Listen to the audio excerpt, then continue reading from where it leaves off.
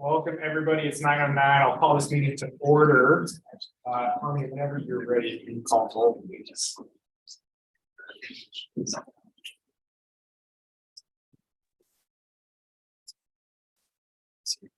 Director Bradley, Yeah. Director Brems, Director Cardenas.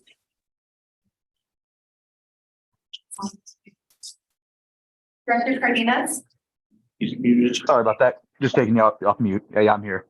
Director Daly, Here. Director Keegley, Here. Director Litback.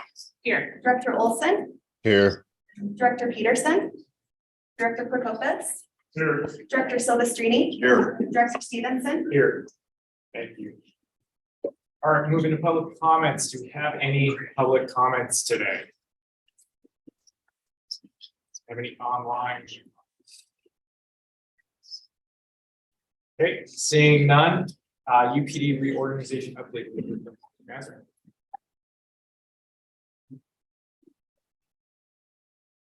Thank you, Mr. Chair. I'll keep my comments brief and just kind of let you know what we've been working on.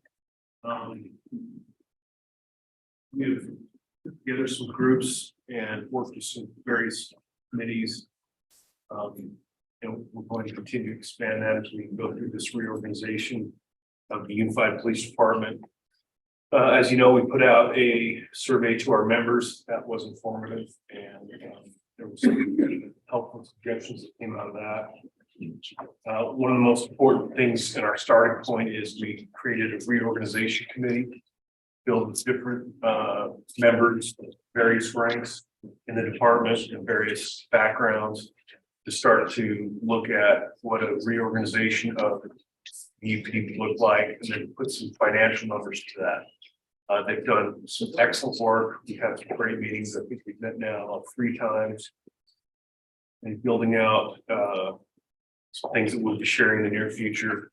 An example of that is, for instance, some various these different organizational charts, reimagine what the UPD would look like, and looking at different units and looking at the numbers that we need for staffing and things of that nature. And so they've done some excellent work. It's a very creative group that's been really open and thinking outside of the box. Once that is done and we have a baseline to work from, which we're getting close to that point, should about here in the next probably week or so, then that will trigger some additional committees to look at their own specific parts. We had a meeting with all the shared services commanders to look at their shops and determine, where issues need to be identified, put those in the smart sheet that we showed you a few weeks ago. Some of the commanders have accomplished that, or they're still working on that, and there's been some really good discussion or some things that we hadn't even thought of that we need to address. So that's in progress. I had a chance to sit down and meet with Harry on our legal, and he started work on the interlocal agreement on redoing that, putting together a subcommittee for redoing the policy for the UPD. And then next week I have a meeting with Fleet to look at how we make this transition with the sheriff's office and how we keep our fleet healthy moving forward. So I'll be meeting with our fleet manager and his staff, talk about fleet. And we'll move forward on this. We're constantly looking at, how do we protect our employees? How do we take care of the community? We try to use that as kind of this guiding principle. I would like to create a mission statement as soon as I get some feedback from the board, some direction from them. What's important to our communities and what's important to our board members. Moving forward with that. I don't know if you have any questions. Again, we're in the very preliminary stages, but to me, this process is kind of a crawl, walk, run. So as we get further along, move faster and faster and start adding some additional employees. There's been a lot of people volunteer to help this project, which has been great. we've got a great team back here, and they've been phenomenal in terms of stepping up the plate. So Chief, I'm sorry. Go ahead. So Chief, I know there was a meeting on Friday between the county and the townships, and I actually would like to ask either the sheriff or somebody to give the board an update about that. Yeah, I think that's going to be at some point. And then the other thing is that I know that, right now there are a lot of things in play and a lot of balls in the air. And I know that from my conversations with you, you are trying to take a look at this and how it might unfold with a number of different options, which could be we're all together. Some of us are going to contract with the sheriff's office and some of us stay with UPD or whatnot.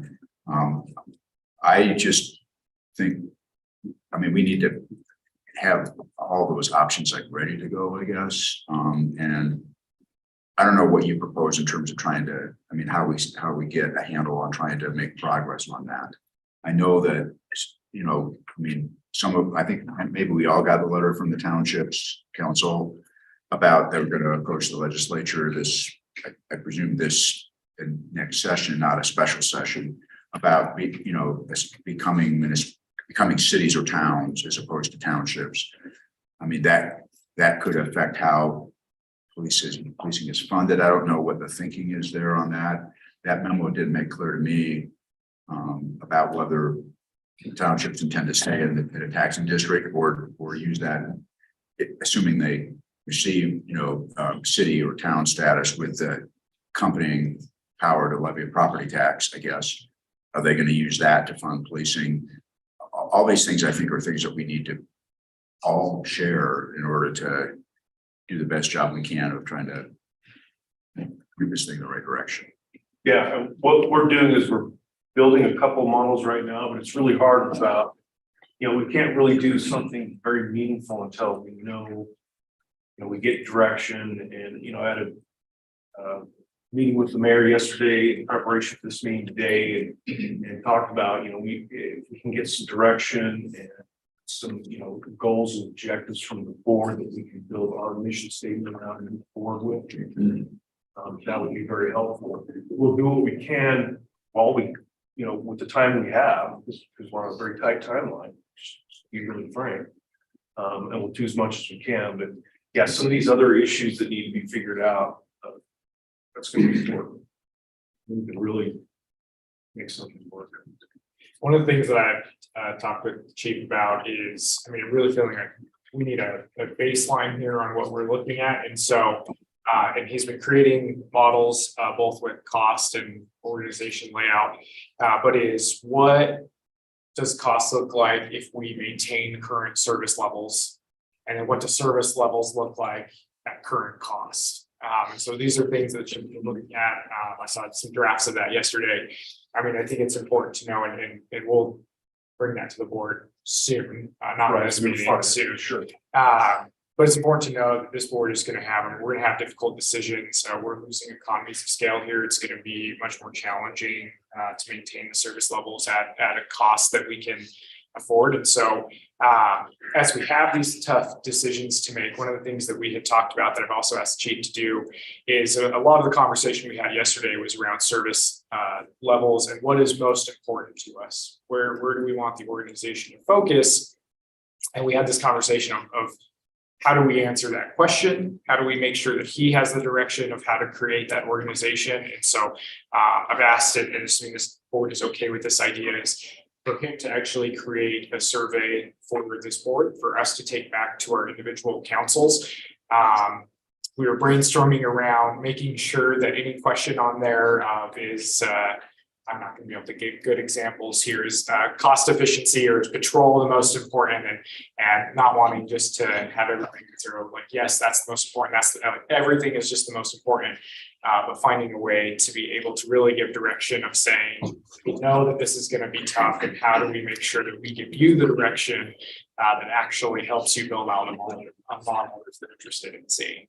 So that conversation again just happened yesterday, but at this point, if I'm not mistaken, chief can start putting that together, and something that will be helpful to him for all of us to take back to our councils and think about what kind of organization you want to see. There's other issues to discuss in terms of the reorg itself. Anything else? So maybe I can ask a question, and I don't know if this, Let me really quickly, just because you brought up Slovisa, in the next portion, we can talk about it now. I have asked Jim and Deputy Mayor Litvak to give an okay, update that's about fine. Slovisa. So My question, what I was gonna say was a further question about that exactly, so maybe just cover it and then answer. I guess if we're comfortable, unless there's any other direct questions for Chief. Let's jump to that portion. Perfect. Mostly, yeah, had asked these two to give an update. Councilman Bradley as the Slovisa chair, Deputy Mayor Litvak, wanted to make sure that the mayor's office, their perspective was covered in this. Wanting everybody to know that many conversations are happening, sometimes in this room, sometimes not. And so just wanted to, any information sharing that can be given, I think is critical. So with that, I would guess first turn it over to Councilman Bradley. Thank you, Mr. Chairman. Let me just say that the Slovisa board has obviously dealt with this in some fashion already. They have agreed unanimously to stay unified together and looking at the future in terms of providing Slovisa as a unit, looking for a service provider. Until that time happens, when the sheriff's office ceases to provide the service, we are functioning as we always do. That is, looking at collecting taxes and paying the bills, which right now go to UPD. The mayors of the, I think it's fair to say, the mayors of the townships, members of Slovisa, have approved of that approach in a meeting last Friday. We laid on the table and they all nodded yes, that they approved of what the board of Slovisa had done in terms of declaring that we're going to remain unified and continue to stick with the sheriff's office as long as UPD is providing that service. But there are a couple of things that need to happen, obviously, and that is a function of the timetable. We'll continue to function as we are, but of course, information has to be shared among potential providers, obviously the sheriff's office and the formation of a UPD too, as we call it, and maybe other choices we don't know right now. But those negotiations have to take place, so there's as much of a seamless transfer from the current provider to the new provider, whoever that may be. And so we have a lot of work to do in the interim, but also knowing what that timetable is very useful. Secondly, the board at that time will, and I think those negotiations and discussions have already begun in terms of Metro's meeting with, right now, I believe, the county. And Aaron, maybe you can share a little more on this, that there are going to be individual meetings. Maybe you discuss that because you know more than I. Sure. So the meeting on Friday, I think, was the first opportunity Slovisa, as members of Slovisa, had the opportunity to sit down and discuss this issue. I think Jim articulated it really well, that everybody agreed that Slovisa would stay in place as it exists today as we work through this. The Metro townships talked to us about their intentions to approach the legislature and become either cities or towns in the to solidify, I guess, their communities for the long term. And we agreed to continue to partner and work together from a financial standpoint as it relates to Slovisa as we work through those issues. Mayor Silvestrini, you mentioned that component and what that means for those communities moving forward, becoming independent municipalities.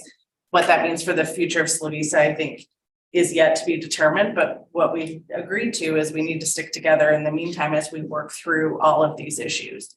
I think it was a great opportunity for the metros to talk to us about what their concerns were, either whether they contracted with the sheriff's office or they went with the UPD model. It was an opportunity for them to share with us that their intentions are to remain either cities or become towns, and that they were, I think, pleased that we were all gonna work together on making sure that the financing was available for them to be able to do that while we evaluate self-sufficiency as it relates to them becoming independent municipalities.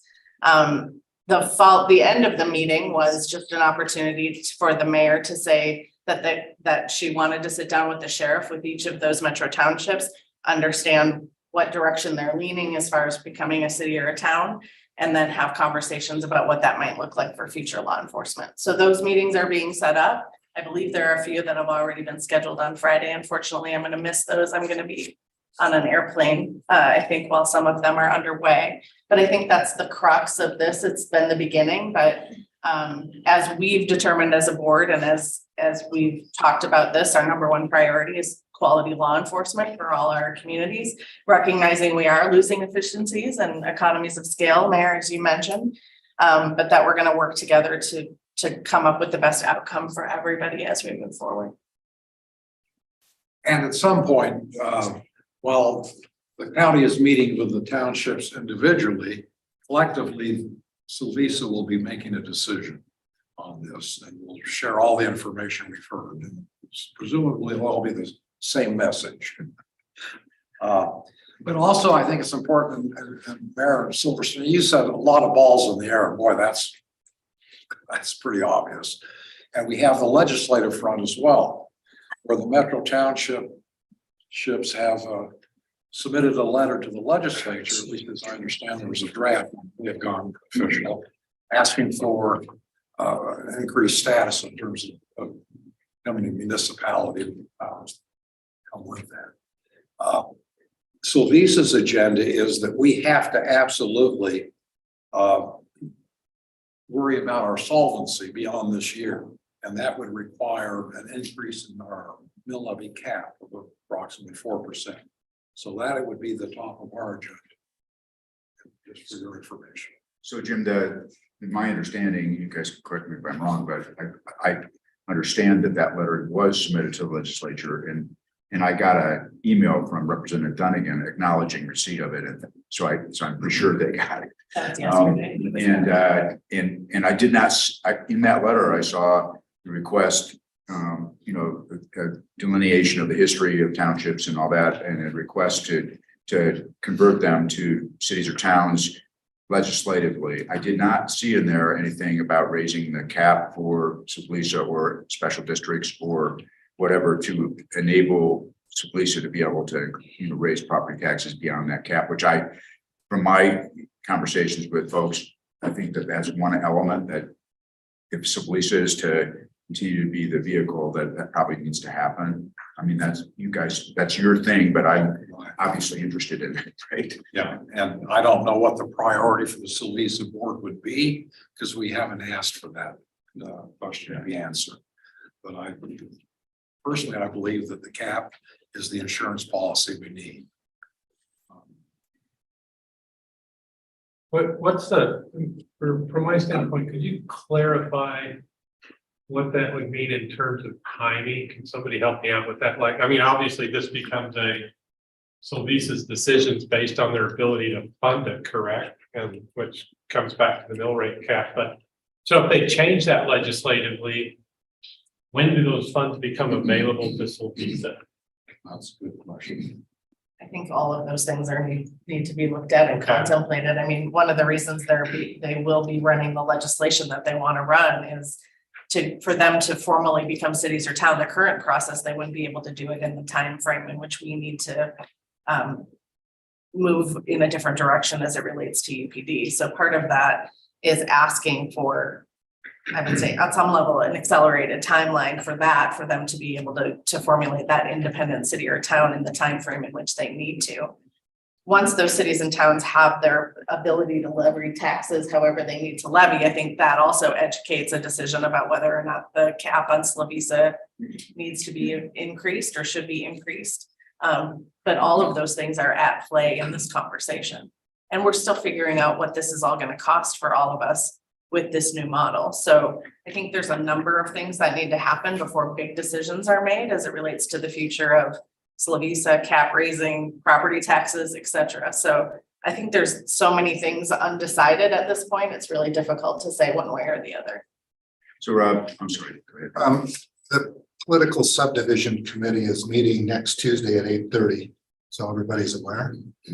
I'm not sure that they are the committee that decides taxation. I think they're the committee that has said all options are on the table, annex, become a town, stay as is. The townships got together and said, well, it looks like the writing's on the wall. Something's going to happen. The best thing for us is to become a town. And that's why that letter's written. But no one from that side is saying this is what we want to do. You know, there's a bit of disruption here that is being batted about. And, you know, just because we have an opinion, we also had an opinion that townships were working just fine. So. Mr. Chair. Coming up, please state your name. Sure. Mike Winder, Mill Creek City Manager and recovering former legislator. Just a point of information on that. The beauty of the legislative committees is none of them are real hard and fast on things like this. A good bill can originate in rev and tax that may deal with taxation, it may originate in political subdivisions or even government operations. So strategically, you pick a committee that may be friendly to your cause or that you have some allies on, which I think we do with political subdivisions in this case. And I think that's an appropriate forum and it could solve the tax issues, depending on what the bill looks like. But a bill can originate in any of those committees and still see the light of day. It doesn't have to go through rev and tax, even if it has some tax nexus. So Yeah, I think my question is going to be, and I don't expect it to be answered here, because but I think it's important for people to hear, you know, especially our officers and stuff, that it's, you know, it's complicated. And, you know, we were hoping to get this done by July of next year. But what I don't understand and what I'm hoping to have clarified at a later date is the time difference between legislation being approved and the truth in taxation process and when those funds become available. There's a whole lag time associated with that I don't fully understand, but it may and probably will impact when an actual switchover could happen, because it can't happen until the funds are available, right? So that's what I'm hoping to clarify down the road. Now, let me end with something that I think is positive, that while we're trying to work out all these issues, specifically funding issues revolving around Sylvisa, it seems like, which is obviously a very, very important piece to this whole puzzle. My concern in April was that we're just sitting around spinning our wheels while this is happening. And I'm really heartened that we've got Chief Mazarin in place and we're working out all of these administrative things that have to happen regardless of what that pie looks like at the end of the day. You know, in terms of it, you know, working on an interlocal and working all these, like we had a policy discussion yesterday about a fee schedule, and there's the sheriff's included in that. Well, all those policies and stuff are going to have to be redone. And I'm glad we're working on all that stuff now, while these other issues we're trying to figure out how we're going to resolve. So I think that's good news. At least we can have that piece in place once we figure out what it's going to look like at the end of the day. I think the other positive thing coming out of the conversation was Sylvisa agreeing to stick together as we work through that, right? They haven't reached the cap yet as far as the taxing authority. And so I think we have a few years to work through the financing piece and the other pieces as everyone determines what direction they want to go. Well, and it sounds like I don't know, I'm assuming there's not special session stuff, if it's general session stuff, then in terms of the timing that you're talking about, Rob, is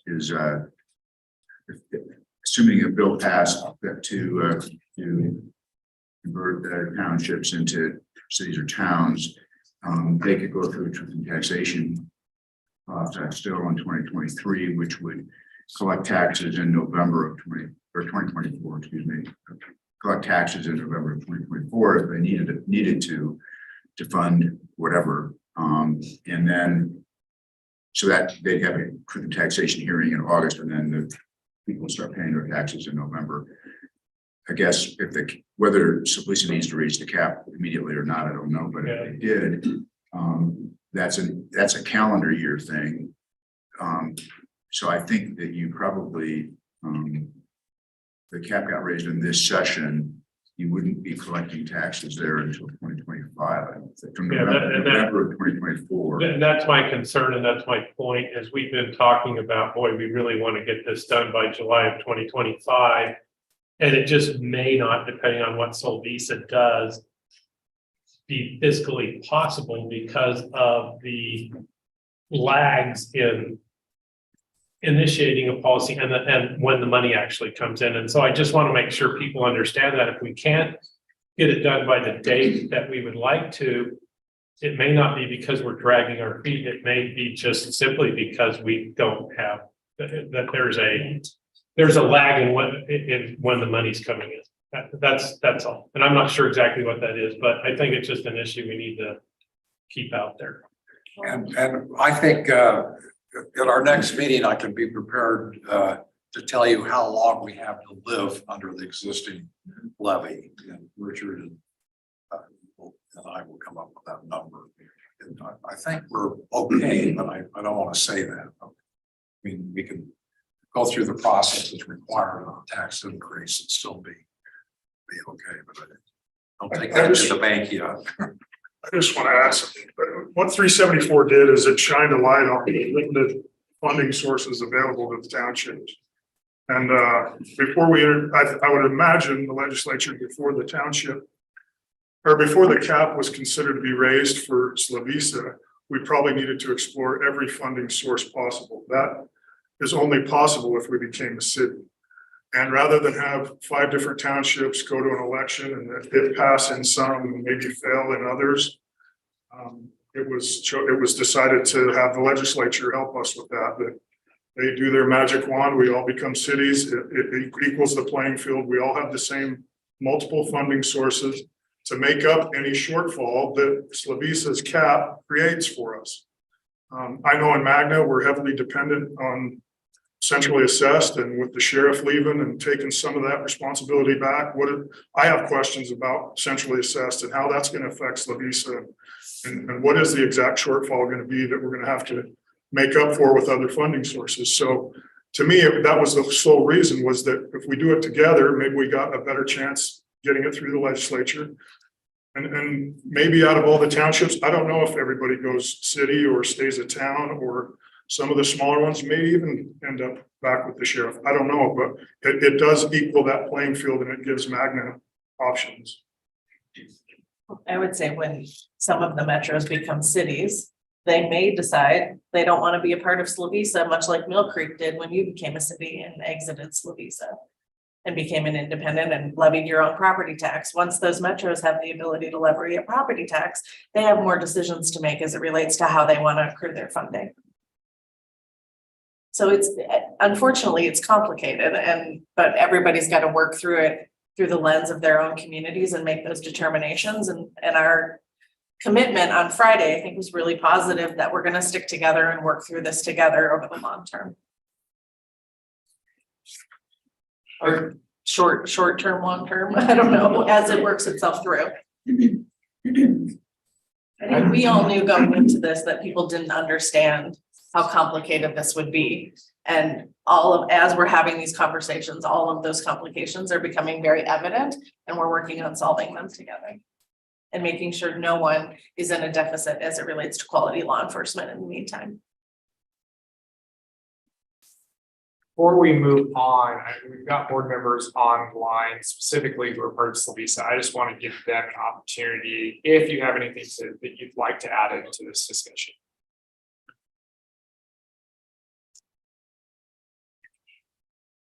This is Carolyn. Being at that meeting brought forward to me how important it is that we keep them at the timing as we've been discussing this morning. This timing of what's going to happen with Slovisa is going to really determine and may not match the requirements of Bill 374 or UPD's board's decision to want to make that decision by next year. So I am concerned about that. It's mainly the time frame. Thank you. Mhm. Well, with that, similar but different, one of the things I just wanted to at least quickly do was get I guess I would call it a communication temperature check. I'm curious if, as we began this process, if the board is feeling okay about communication, that we all have the information that we need, or if there's anything that we can be improving on. I won't leave that vague, and if there's no feedback, that is fine. So I'll give the feedback. I mean, I think this kind of conversation is helpful. I don't think there's a way to solve this without having some huddles of, townships or cities or what different groups to try to chart a course about what we think is the best thing to do. But I like the fact that we're coming back together every 2 weeks and talking about this, so that I hope everybody feels like they're informed about what's going on and stuff isn't going on that they don't know about, or they have questions about that. I think that's where where problems could develop or divisions could develop. So I like that we're doing that, and I like the communication that we're having. And the other thing that I'll say, I mean, to townships or anybody, we can help each other through this with respect to legislation and stuff like that. When I got that letter, I forwarded it on to the director of the league. And, we have to bring that to the league board before you take a position. But I can tell you that I don't see any reason why the league wouldn't support that, that kind of legislation. So it's good that we're. Mr. Chair. Yes, sure. We also are meeting with our commanders at every commander meeting and giving an update on the sheriff's side of the progress being made there. And then we're meeting with labor and discussing what goes into that newsletter, if we have any input for them for the newsletter. So we are communicating that piece. We're happy to also communicate with the board. Board hasn't asked for that, but we're always happy to. If you would like an update of where we are in that piece as well, but we are updating our The other thing I'll say, Sheriff, too, is that from conversations that I've had with some of our officers, I know they would appreciate being kept apprised of what's going on, even when you make efforts to do that, I think there's always some that don't know that that's enough. And it's frustrating because there isn't always a lot of information to give out or a lot of decisions that have been made. And it may look like there's a lot of inaction, but part of the reason that we need to approach this carefully, protect the department and everybody's jobs, is to make sure we don't make mistakes by rushing into things. So, but I think in terms of my advice to precinct chiefs and, executives or whoever here is like, keep your officers informed about what's going on with this, even if it seems like it's, not coming up with answers, because I think that it's important to the organization that everybody feels like we're working together and that everybody is part of it, from board members right down to entry level officers. I think that's important to keep unity. And a lot of officers do listen to this meeting. So if you would like us to have Jake get up and talk about what he's been doing, we're happy to do that. We will be meeting commanders later, and we have been updating them on the progress there. But we just want to make sure that we kind of are all given the same message. My concern would be if we're not updating the entire board, then maybe you may hear from an officer that heard from a commander and you're not aware of it. So, but Jake's prepared if you'd like to hear what he's working on. It's just up to you. If not, we'll continue just talking with our commanders.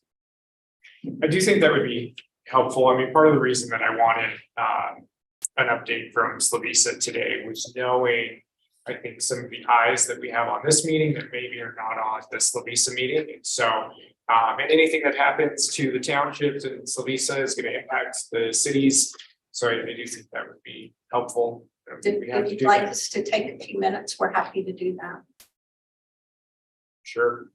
Let's do it. Well, We're gonna see how Under Sheriff Peterson does right on the spot now. Why they get settled in, can I say something? Of course. This meeting that took place last Friday between the mayor's office and the mayors of the townships, I found out about well after the fact. I was not invited as a sitting board member for 7 years. I wasn't invited. I know my legal counsel for Magna wasn't part of that meeting as well. You had the mayor and her staff with all the mayors. We did end up getting there. I ended up inviting myself and I went, but I know what that felt like to me to be excluded from that. And I was like, what's going on? I can only imagine what it felt like to the 3 member cities who found out after the fact as well. I'm not saying there was anything nefarious going on, but that the transparency's got to be there. It creates questions. I've had calls since then. What was that meeting about? What was that meeting about? And that's the kind of uneasiness that it creates that could have been avoided. Just shoot out an email to the entire board, both UFSA, UPD. This is what's taking place. Show up if you want. If you don't, that's fine. But just get it out in the open. That's all. Anyway, that's my take. And Steve, this is Carolyn. I felt the same way, that there wasn't a formal invite, even though the town of Brighton is part of Slovisa. We were not invited to this. Fortunately, because my mayor was out of town, he asked me to fill in. But yeah, it worked out okay, but still, it would have been better if there was more invitations out there. And I'm not throwing Mayor Wilson under the bus. I realize that the mayors are the decision makers for the cities, and there was a reason they started there. I get that, but. And we have to be cognizant of a quorum of Slovisa as well. True. Good point. I didn't think about that. Thank you. Yes, absolutely. That would have been a Just so problem. you understand that there were communications that went out that they were allowed to bring whoever they wanted, whether that was legal counsel or another member of their committee. That So, too was not shared with me. yeah, Thank sorry, you. yeah. I'll just add, because I think this is an interesting piece, because I know the cities have also received negative feedback at times for meeting.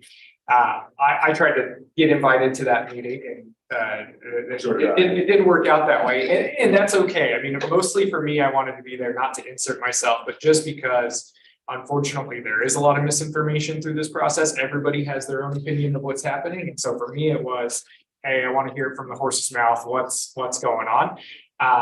But I also understand that those Slovisa members need the ability to sit down and have those conversations and do that on their own, just as the cities need to. So I was okay not getting that invite, but that was mostly for just wanting to hear information. And that's part of where bringing up this, how are people feeling about communication, of just wanting to make sure we're all on the same page. There's a lot of information.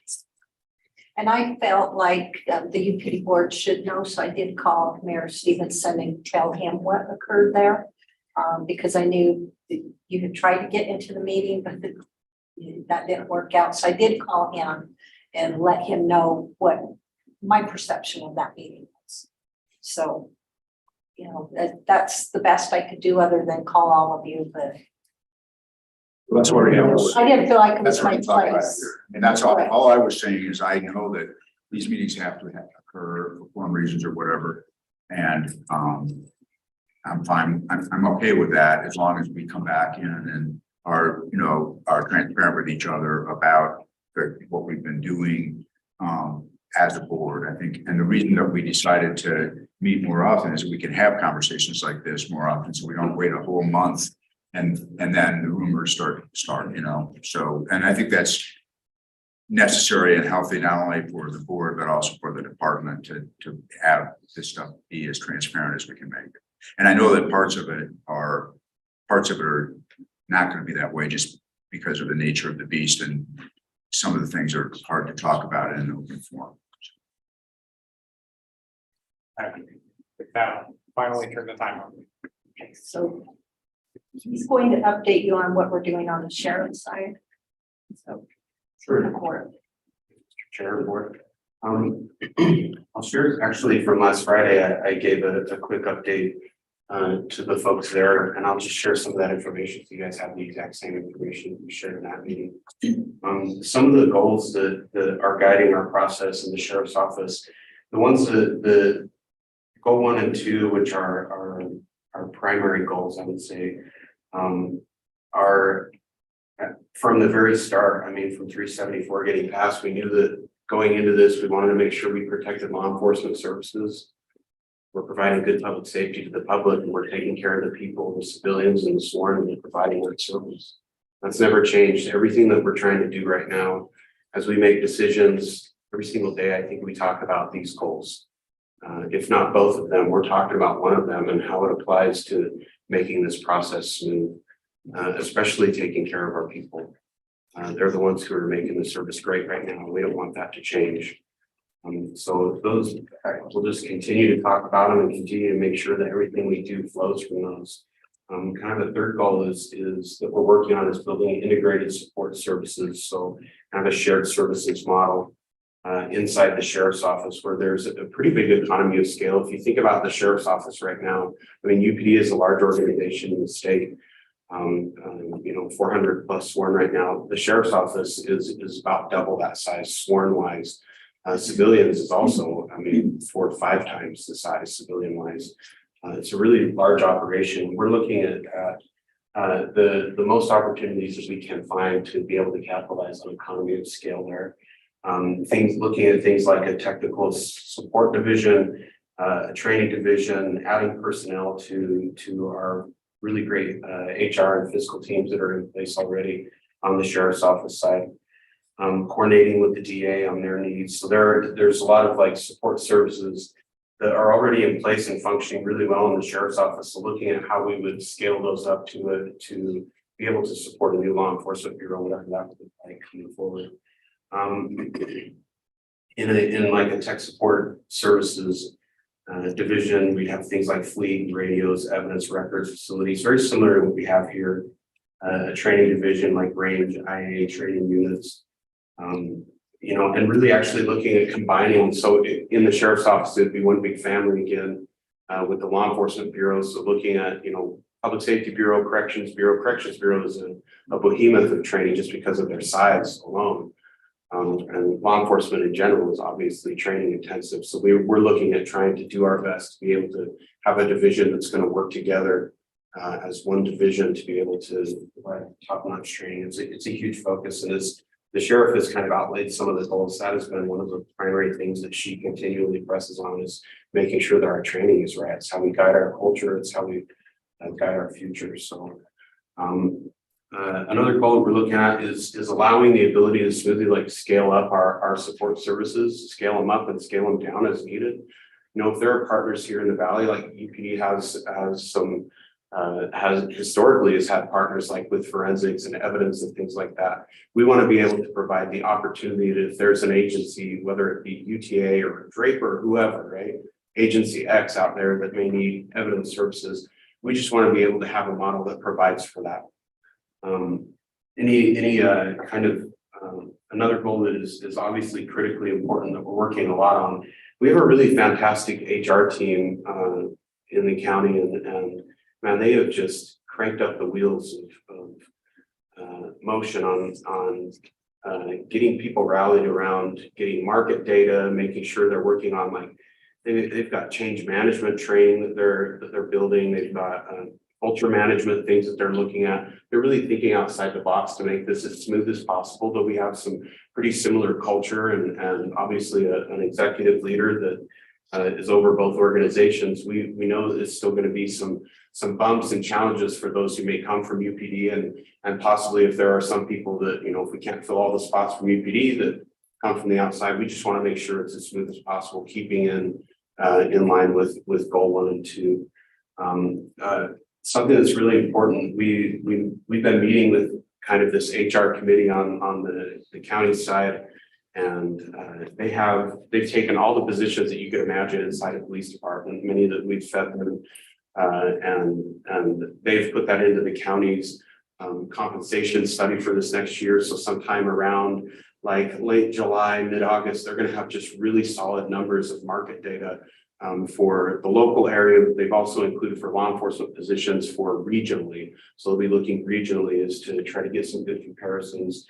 We're pretty hyped about that. We've had really good success. I mean, looking at what you could expect in the future, your past is your best predictor. And we've had just some tremendous support from the mayor's office and the council in getting compensation for our corrections bureau and our public safety bureau. They do well in leading the market here in Utah, and we feel really confident that we'll be able to make those same arguments and get that same support for our folks in the law enforcement bureau. Some of the loose timelines that we're looking at right now, we're vetting organizational charts right now as to the sheriff's duties and countywide duties here in the law enforcement bureau for the sheriff's office. That's kind of the June timeframe. In July, August, what we're going to be focusing on is meshing that the market data that I discussed, meshing that, laying it over top the organizational chart. Because public safety is 80% plus benefits and compensation. Just doing that, you get really solid estimates really quickly when you start just taking that big huge jump. So we're focusing on making sure that our work chart is looking pretty on target. We're being very careful about that. And so when we overlay that market data, we have really good estimates, and then we're just adding things like the IT and the fleet and those support services, the big contracts, and we'll be hopefully in that July, August timeframe, we'll have really close estimates, 95, 98% where that target will be to be able to say, this is what the cost will generally be for your law enforcement.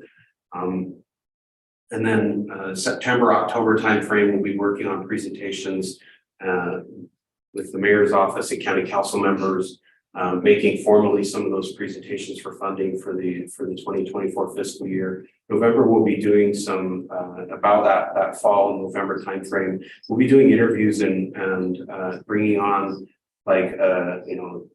deputy chiefs, chief deputy, professional standards folks, some HR staff, technical services people, probably some grant coordinator folks that we need to get on, some fiscal staff. There's just some support staff to be able to get this off the ground and make sure it runs smoothly, keeping in keeping with goal 1 and 2. We've got to make sure we have some good support staff in place as we get this off the ground. In November, hiring those probably start of the year. There may be some staff that we're going to need to bring on 1 or 2, maybe even in the next couple months, depending on how things shake out here. But we'll be watching that really closely. And then in 2024 January, bringing on really the full admin support staff. February, open recruitments of next year. March and April, filling allocations, making job offers. May and June, onboarding and training of personnel, and then on July 1st, we'll go back to the law enforcement bureau in the sheriff's office.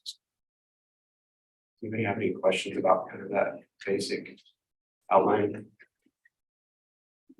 Your talent pool would come from UPD. That is 100% our plan. Yep, sure.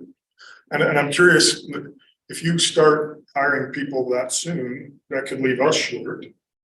We would continue to share services, even though they may be doing work primarily for the sheriff's office.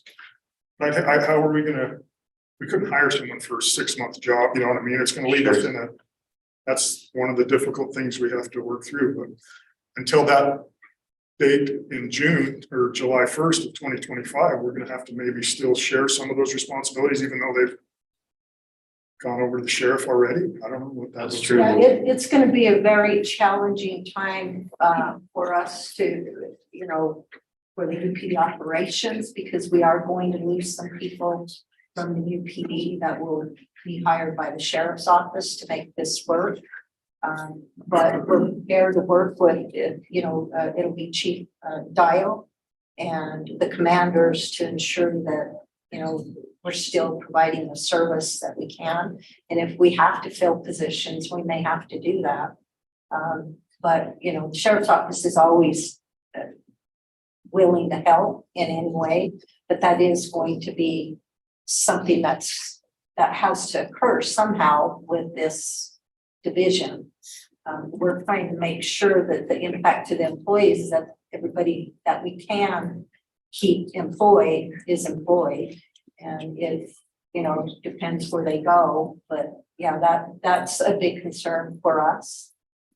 As me overseeing the UPD of how we make that work, but we will keep the board informed. We're gonna, you know, make sure we communicate. We want some of the information is tough, but transparency is the best way, and we just want to make sure we're honest with everyone and how this is working out.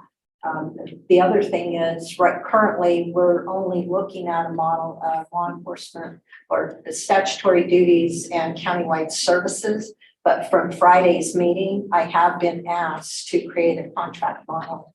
So that's what we will be doing as well, trying to create a contract model and get some costs there. But that's just, you know, full transparency, that's what's happening. I thought it was important for you guys to know that.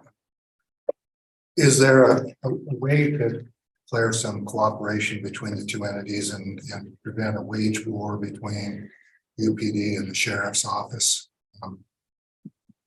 Isn't that inevitable that there's going to be competition for officers, especially if there's a shortage?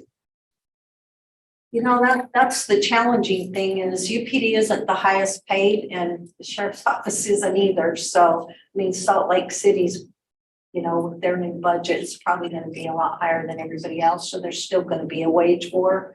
But yes, we can all communicate of wages and how that comes into play. That's why I wanted Jake to talk about how the county's doing this market study. So you will know, and Chief Mazarin will, you know, have that information as well, because we're all communicating with each other of what's going on.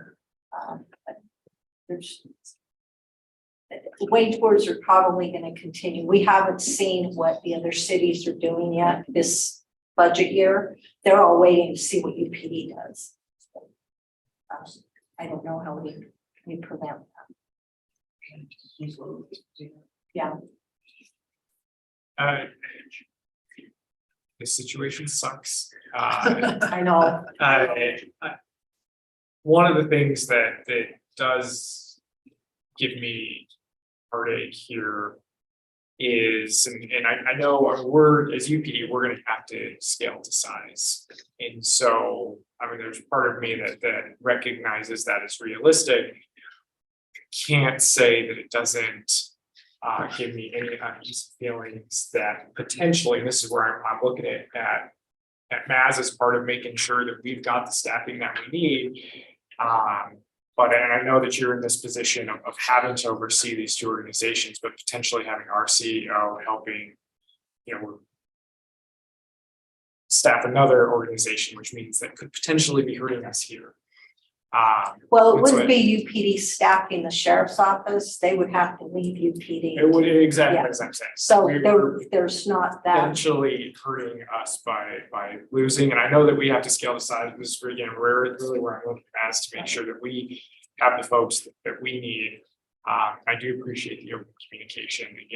It doesn't give me all the warm fuzzy feelings, but I also kind of recognize the position we're in. But hopeful that the two of you coordinate math so we can make sure we also have what we need and this doesn't hurt us in the process. Yeah, and that is never my intent to hurt the UPD. That's why I'm fighting for the UPD. We want to make sure both are as whole as we can. You know, it's going to be up to the employee where they want to go. We can't dictate that for them. But we are going to do everything we can to ensure that the operations of the UPD continue throughout this whole process. We have great people. And I know even if we lose one or two people through this process, like Jake's probably going to try to bring on a couple this year and a handful, you know, the first of the year, we could still function because we do have really good people. We have commanders and we have lieutenants and sergeants and then our officers that everybody kicks in. So I'm not too concerned about the operation piece. Before November hiring, at least some positions. I know as this board, we've asked, hey, let's see things in writing, and then it's been statutory and countywide. With that splitting up of shared services, I assume that's something you're working on. That's where I think we'll see, I imagine, maybe I'm making this up in my own head, but folks going over to the sheriff's office. I mean, is that something, I think it'd be beneficial to have that presented to us as part of that, because again, we know statutory and countywide, but what happens with those shared services? I think we need to see that. Sure. And the shared services can be impacted if we took people from those shared services over early. But really, the July 2024 date is when the shared services are really, there's going to be a huge impact. So, and that's why we want to make sure that, you know, we're answering any questions you have. And Jake's moving over to the sheriff's office July 1. And then I'm going to say another thing that shows my ignorance. In 374, there was an amendment about merit put in there, and I can't remember the date of that. At one point when that was put in, some folks had told me that doesn't actually mean anything because it was going to be there. Well, because sheriff's office employees are merit. So is that, I mean, how does If that? UPD employees get hired by the sheriff's office, they're going to be merit.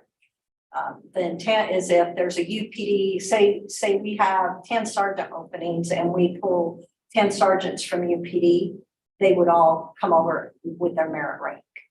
So that's what that is. But the sheriff's office is merit anyway. So that's probably why you heard that. That really didn't mean anything.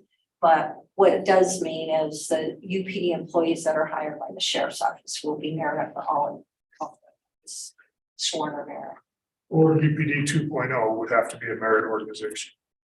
It doesn't say that, but we've committed to that. Yeah, you have committed to that, and I don't know how you make that happen.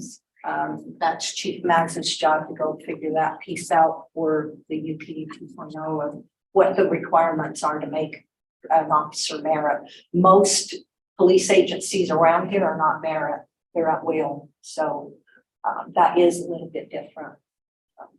But I would imagine it's possible. Something Chief Max. Discussion Aaron and I had was looking at that, figuring that out. So the interlocal statute, I think, requires us to have some kind of a merited system for employees. So that would be not just it's our goal, it's a requirement. Two, right now we are sharing a merit system with the county by statute. That's one issue that we need to be looked at. We continue sharing a merit commission or not. But we can also, obviously, as part of the local drafting process, create our own merit system that would be governed by a merit, some sort of a merit or personnel commission of some kind. We could look at a city model on that as well, or we could just leave it as is and continue to share a merit commission. Right now, the UPD appoints 2 and the county appoints 1 member of that commission, I believe. And it's just set up that way in statute, but that's something, if it changes, we would have the ability to create a merit system, but we still have to have a merit system. And that would include respecting existing ranks and respecting other aspects of that, including, unless we dissolve, we would also have an existing seniority system that would. I will share it can be done. UFA had to do the exact same thing. Actually, the interlocal I'm working on an initial draft of, and it is only an initial draft. This board will have to make some decisions on some aspects of it, particularly things like the departure formula and issues like that. But I'm using the UFA model as a lot of the basis for it, because I think the new UPD will look a lot like the existing UFA. Thank you. Any other questions, comments for Sheriff? Okay. Thank you. I was worried about that discussion going so fast, and here we are at 10:08 and still have plenty to get through. So if you're okay, we'll move on. Are you happy now? Yeah, I'm happy now, yes. Yes. Item 5 is discussion of additional officer funding for Magna, Slovisa budget impact and overall perspective. Okay, come on up, Debbie. So, work here. So, 5 years ago, and it really doesn't have a huge impact to your budgets, but it does for visas, so it'll be taken to visa as well, but it has an impact to the overall UPD budget. 5 years ago, the Slovisa board voted to add 1 officer per year for Magna, and 1 officer per year for Kearns. Somehow during the budget process last year, commanders met with the CFO. It was missed that officer wasn't added. We discovered that it didn't get added. So what we did is went back to the commanders and said, is this the time that you still want to add this? And Kearns has said, no, right now they just want to sit back and see where they're at with Slovisa. Magna has asked to add that officer in. So Debbie, I don't know, does Rick have this to put up? Debbie has done a document to show the increase to the budget, but really the impact is to Slovisa.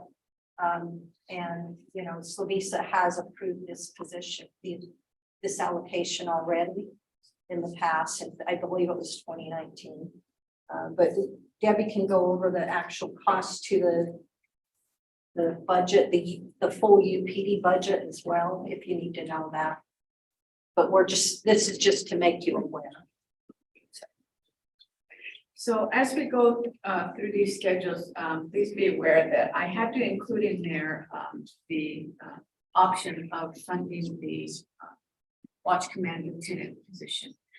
Because it was impacting the overall percentage, I don't know if you want to call it the PBIM, but the percentage that the board was asking us to stay below 4%. So we had to include all of those in there to see what the overall impact would be on that percentage rate, even though it doesn't affect any of the members except Slovisa. Directly. So, and then there is a correction. I was trying to put these in order and I got numbers 2 and 3 mixed up. So the option 1 is the one, and then the middle one is option 2, and then the third one is option 3. So for the first option, we've got where we are adding the officer, and we are fully funding the watch commander lieutenant position.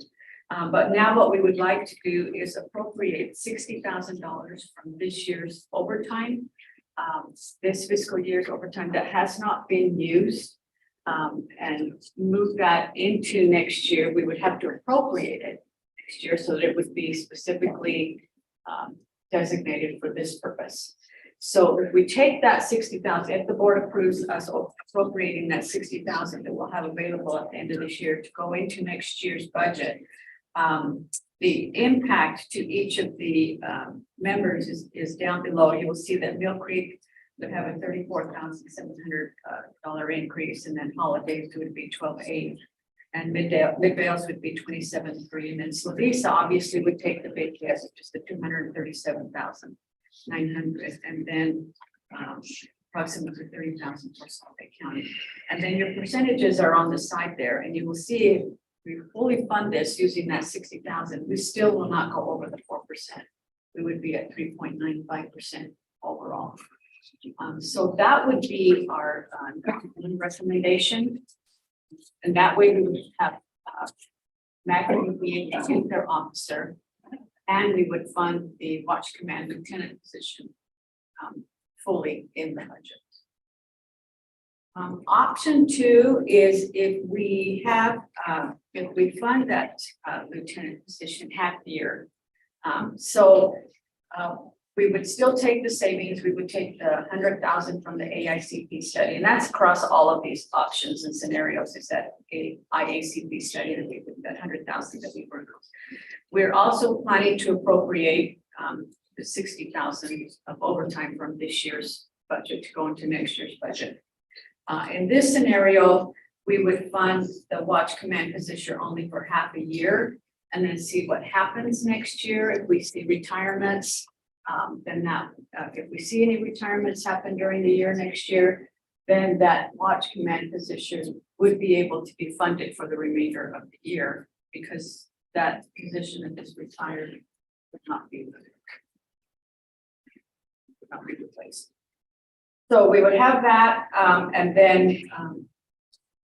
we would,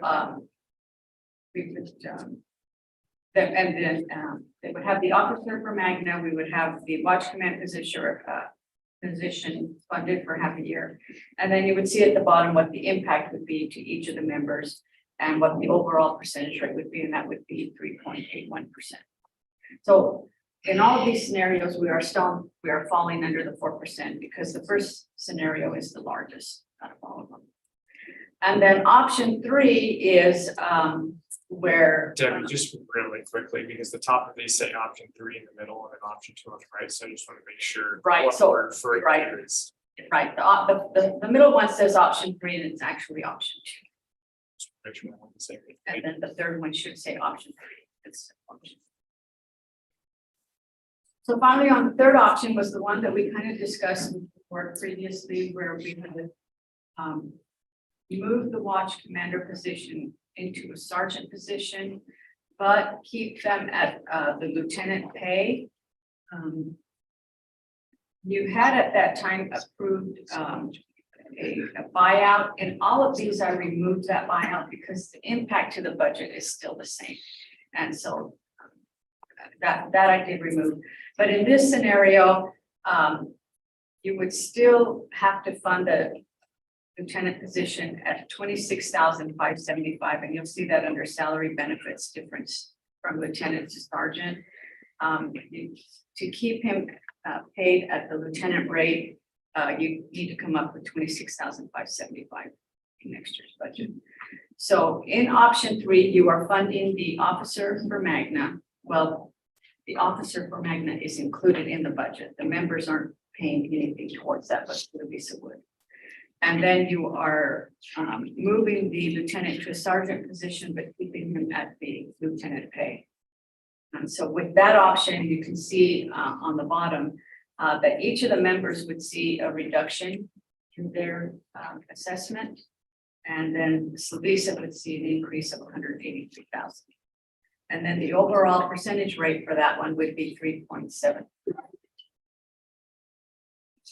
So these are the options if you, Slovisa has approved this officer.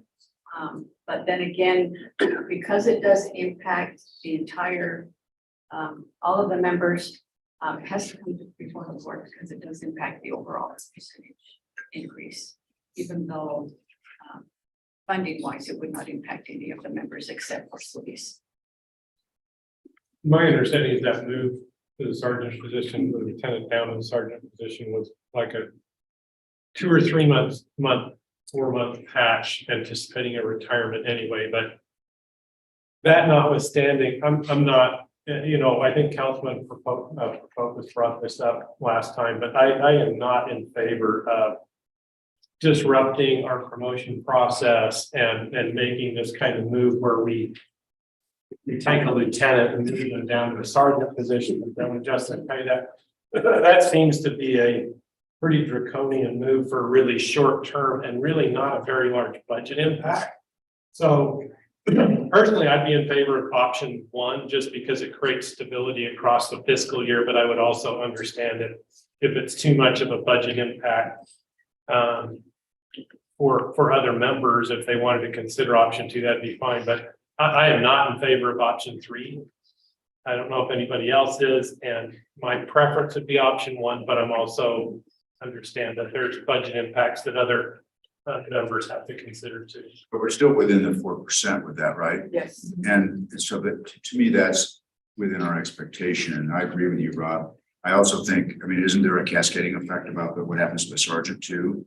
Right. So I think disrupting that for the amount of savings we're talking about here is not justified, given how it upsets the apple cart. Confident are you in a vacancy occurring within the next 6 months that will address this issue? It depends on if somebody retires by the end of the year. But with the undersheriff up here saying that he was going to try to take somebody over to the sheriff's office to help plan this out. We're looking before the end of the year, so it just depends if the county would support the funding. So some confidence that there's going to be some movement, and I agree. I don't support number 3, but you asked for options, so we gave you options. I would state too that when you budget and with anticipating that something's going to happen and then it doesn't happen, then we have to come back and bring it before the board. I just want to make the board aware that I don't know what the future holds, and so that's what option 1 is.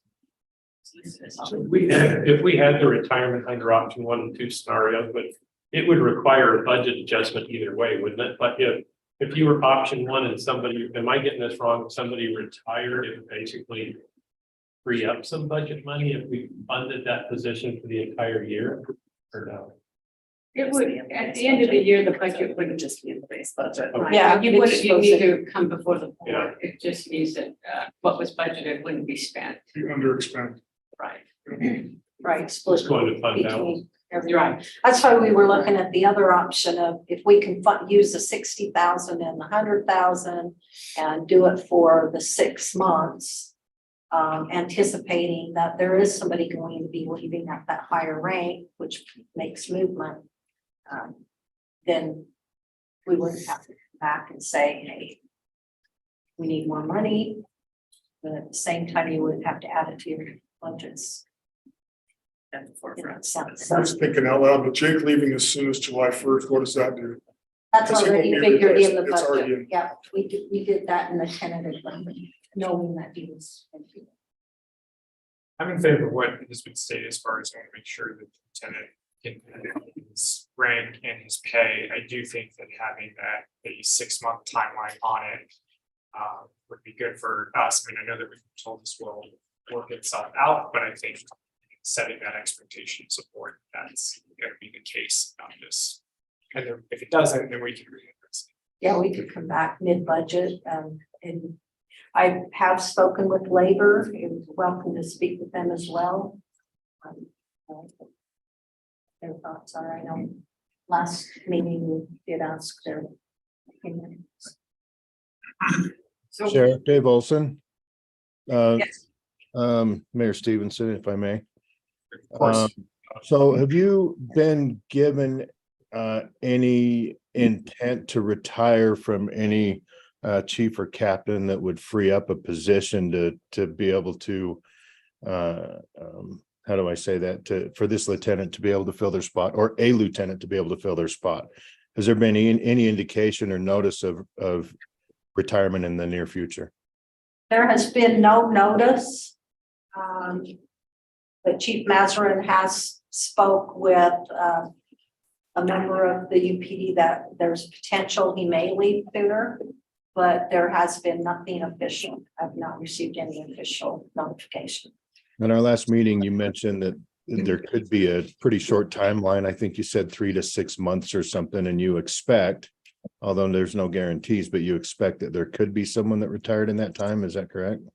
Yes. Okay, thanks. So option 2 is, I mean, we can do option 2. That is the one option that if there is no movement within the next six months, we would have to come back before the board and continue funding the lieutenant. So the rest of the watch commander would happen after January 1st, should someone not leave. Yes. Okay. Still like option number 1. I have another And that we approve option number 1. I'll second that. You have a motion and a second. Any discussion on that motion? I actually prefer option 2. I think it's a more conservative financial approach. But the question I have about option 2 is it doesn't stop you from doing any other internal promotions, correct? Correct. I just knowing how much change is coming down the line, I think I prefer option 2 as a more fiscally conservative approach. I understand. I mean, maybe the motion would include a commitment to come back mid-year if it doesn't resolve itself, and then we would fully fund and move to option one. And I anticipate option two would accomplish the same thing, but that's my 2 cents. I would agree. I mean, I guess the reason being, I mean, the conservative approach, unless I'm misunderstanding something as far as the tenant walks away from this same position either way, the only difference is we may have to readdress this in 6 months, but again, everything we keep being told is that it should fix itself out. So instead of having that those extra funds available, I'd rather say for my community of not having to expect that up front. Correct, and our concern obviously is for the lieutenant, so I mean, if you did with option two, with a commitment from the board that, you know, come January, they would fully fund it. If there wasn't a movement, that would be a lot of peace of mind. I think that should be part of the motion. So there isn't that concern. I'm sorry. I'm sorry, did you? Yeah, restate that piece. What I heard Debbie say is if we went with option two, within the motion, we would commit that if that turnover didn't occur naturally as anticipated, we would come back and fully fund the position mid-year. So are you making a substitute motion?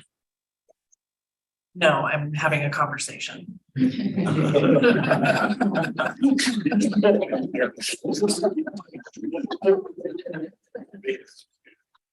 Okay. But I will make a substitute if you'd like me to. So I'll make a substitute motion that we go with option two with a commitment that if that natural turnover does not occur within the 6 months, we will return mid-year and fully fund that lieutenant position through the remainder of the year. I don't have Robert's rules in front of me, so we have a substitute. You need a second for the motion. Do we have a substitute. second on the substitute? I'll second it. We have a motion and a second. Any further discussion on it? Yeah, Mayor Dave Olson again. I would like to continue this discussion, just maybe for my own educational purpose. So the 3 options that are presented, why are there only 3 options? I mean, let me ask this question. So there's UPD promoted this officer, and I don't want to mess with that at all. I think that he should retain his position as lieutenant. If they're bringing another lieutenant in, is it possible for UPD collective precincts to absorb the cost of his pay? Dave, It's a shared service. yeah, with this lieutenant position is a shared service, so we will all be sharing that cost. And also, if I'm not mistaken, this keeps lieutenant in his rank as lieutenant at his pay. It just ensures, I mean, the way that I view it is that Midvale City does not have to pay for that full upfront cost, not knowing what's going to happen. We commit to paying for 6 months of it. And then if we need to pay for the other 6 months, we will, but not to do that right now, since we think this will work out. But the way I personally view this is that this gives a guarantee to the lieutenant. They keep their position and their pay, but it just means that I think we have some more safety on our side of the board. Yeah, and my understanding is, and then that sergeant position in Magna would be pulled through a normal promotional process. So it provides all that stability. All it's saying is you get everything that we're hoping. Well, what we would like is that stability, not disrupting our promotional process and not punishing somebody who's earned the rank of lieutenant by demoting them for taking them down to the sergeant position for 3 or 4 months. We fill it through a normal process. And then if the retirement that we're anticipating does not occur in December, I'm just restating what the deputy mayor said, then we'll come back to the board and make a budget adjustment to stabilize it. So, It's essentially option one over time. right. Yeah, and if the retirement does occur, then we don't have this issue. Right. All right, we do have a motion and a second on the table. Any further discussion? All in favor, please say aye. Aye. Aye. Any opposed? Okay, passes. Thank you. So with that, we really don't need to discuss item 3, which is the. Well, that's what they just did. This Oh, okay. So we're good. All right, item 7, upcoming meetings. We've got our public hearing tonight. I'll be here. It's gonna be lots of fun. You should come join us at 6 p.m. or join online. Harmony, we confirm that we'll have a forum. Yes, but I've only got 2 that they will be coming in person. You don't have to be in person. Do your best to make it online at 6 so we have a quorum, please. And Harmony is ordering and pizza. Well, you're gonna do lights and money. Just so you know. Wow, 3 people. I point at you. Mayor, did you eat breakfast? So I got what I wanted today. Mr. Chair, I have some other business. Just real quickly, we also have the Office of the Sheriff Annual Awards, Wednesday, June 21st, 10 a.m. I assume that's. It is here out by the atrium. And then other business. Yes, for other business, I probably should have done this during public comment, but there's 2 things that I would like to talk about. So first of all, I want to thank I don't know which officers on Canyon Patrol responded, but Johnny on the spot. We have been having this problem in Mill Creek. We have Neff's Creek that comes out of Neff's Canyon. It's a minor creek, and but this time of year, especially with the snowpack we have, it poses significant flooding risk to our Mount Olympus community. And there's a diversion point up on Forest Service land, up on the trail a little bit. That is kind of like dicey, where pioneers actually diverted the creek to irrigate orchards. And the creek always wants to come back down into its natural channel. And there's some boulder stacked up that is the only thing that protects that. And we've tried to work with the Forest Service about hardening that diversion because it's constantly a problem. They won't let us take any equipment up there or do that.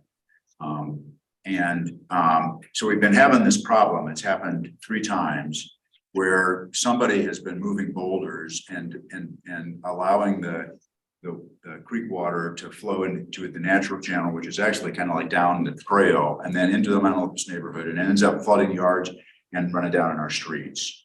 And so that happened twice, and we're like, what can we do about this? So our emergency manager went out and bought some wildlife cameras at Cabela's, and sure enough, last week they were triggered by some people. We actually could see their faces for 20-year-old young men that were rolling boulders out of the way and diverting that creek bed. So our emergency manager got a hold of Canyon Patrol, and they were a Johnny in the spot, got up there and basically caught these guys as they were coming back down the trail. And I don't know if they're going to be cited by the Forest Service or not, but I'm so happy that we caught them and that we sent a message there. And so, you know, it's just a credit to Canyon Patrol that they were able to get up there in time to get these guys, and you know, didn't go by where they just got away. So great consequences there. Then the other thing I'll say is that we used our alcohol money this time. This is kind of a surprise to me, at least, but we had an officer who worked in Boston and saw this happen, where the Boston Police Department had an ice cream truck where they would distribute ice cream to kids, and use that opportunity to kind of build a relationship with the public, which is something that we've been advocating for in terms of community-oriented policing. And he brought that idea to Mill Creek. We used our alcohol tax money to buy a van. One of our detectives hand painted the van. He's got some artistic talent. It's like an ice cream truck. It has UPD lights and sirens on it. We're trying to get some, what I don't know what you call the Kaleida thing that makes ice cream music, like, you know, we all have when we were kids, some of us anyway. But anyway, that they christened this thing on June 2nd. And then Premium Ice Cream, Creamies has made a donation of some ice cream bars to be able to give out to kids. So they're going to go around to our community events, our schools, some of our larger apartment complexes, and use this, you know, consistent with that, what alcohol tax is supposed to be used for, to do education for kids to not, you know, start drinking underage or use drugs or smoke. And I already saw that happen in Bench Route. it's really a wonderful thing, and I'm so proud of our precinct for coming up with the idea and executing on the idea and doing the labor to get it in operation. And it's just a really cool thing. So see the lieutenants here. Thank you. Can we get that moved into shared services so I can use it too? You know, I think we could probably share it, but our guys, at least right now, are pretty proud of it and. Says Bill Creek on it. And Mayor, we just want to thank you for including our cadets, because our cadets love to do things like that, and this gives them a different opportunity, so. Yeah, Really so appreciate at our that. venture out thing on Friday, the first one, we probably had a couple thousand people there. It was really well attended, and the cadets were there interacting with all these kids who come up for free ice cream, but basically making them promise that they wouldn't smoke, drink underage, or do drugs in exchange for an ice cream bar. And I think the cadets had a good time with that. I had a good time with it. The kids had a good time. The new DARE program. Yes. I just had one thing. Friday night at Mill Creek Elementary. Every Friday. So our K-9 unit competed in the UPOA K-9 competition. They took away first place in so many areas. There's so many awards that they won, so I can't just tell you about one because they really just rocked this whole thing. We will put together, once we can figure out how many awards and what they were, we'll put that out and send it to you. We'll probably do some kind of press on it too as well, but they are absolutely amazing. And you know, again, UPD, welcome it. Just wanted you guys to know that. Thanks, Karen. I'll just end on, we have our Midvale City second annual mural festival this Saturday, 4 to 9 p.m. Should be fun. Hopefully the weather holds out for us. So if you're looking for something to do with your family, it'd be a good time to come down to our historic district. With that. Just checking, we have meetings next Thursday on. We could do, based on the way that this month works, we do have our regularly scheduled board meeting next Thursday. And that's the budget. So we do have a motion to adjourn. Do we have a second? Yes. All in favor, please say aye. Aye. Okay, we're adjourned. Thank you.